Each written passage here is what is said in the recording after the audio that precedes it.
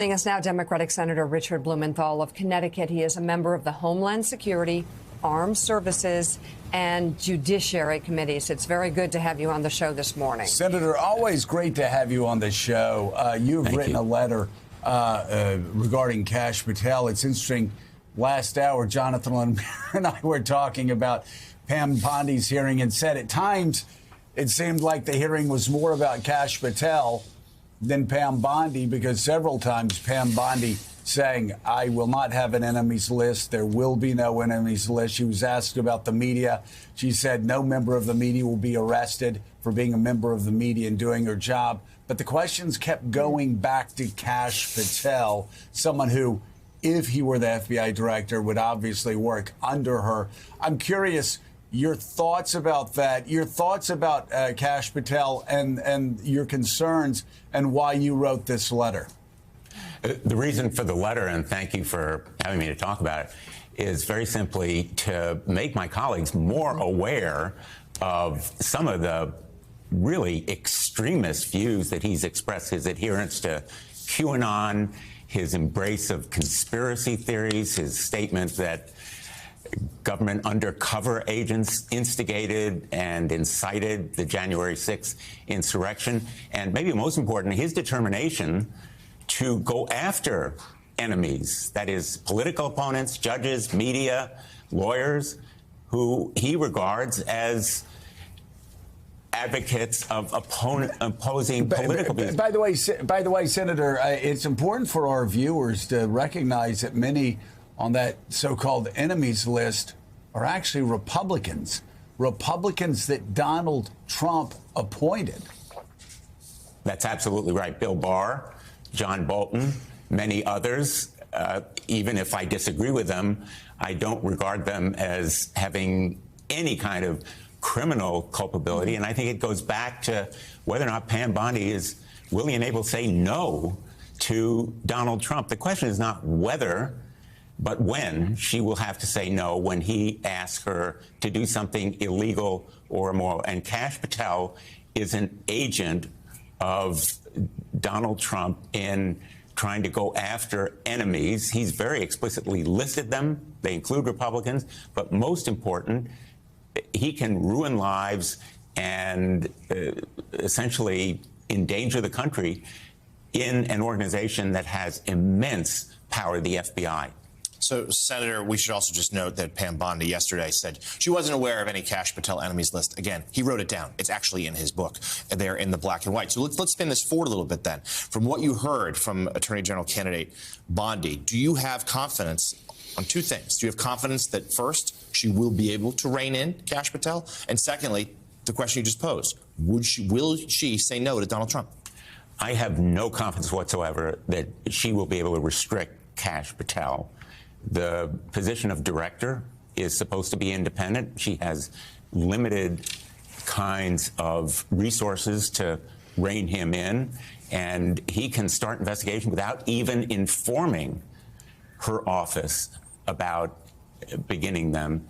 And second, on her independence, I think that's the key question that you've raised, and I have no confidence that she will refuse to put Donald Trump ahead of the American people. She has to be the people's lawyer. She has to tell truth to power.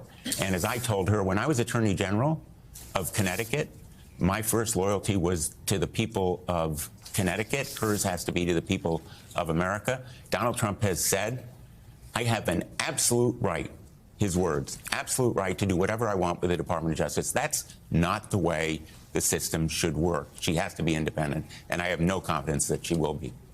Senator, good morning. You've been very busy this week. Also, you sit on Senate Armed Services questioning Pete Hegseth, the nominee to be Secretary of Defense. You raised questions about his qualifications, about his financial mismanagement at the veterans organizations he ran, a couple of them. Coming out of that hearing, listening to the questions of your fellow Democrats, but also the support he enjoyed from Republicans in the room, do you believe that he will be confirmed?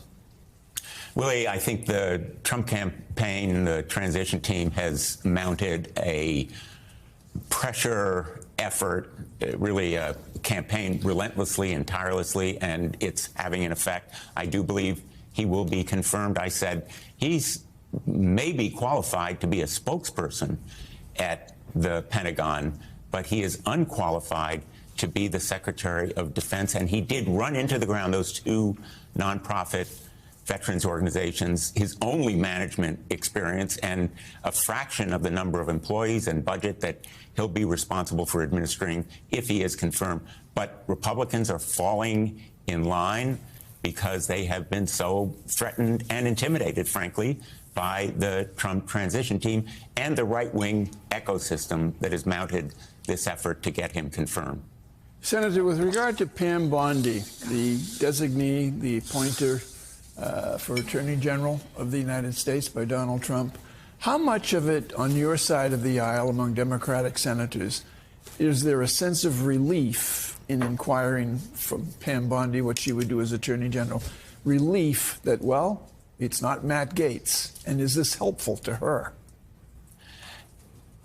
I think there is some sense of relief because Gaetz was so far beyond the pale, just as Kash Patel is, and arguably Tulsi Gabbard.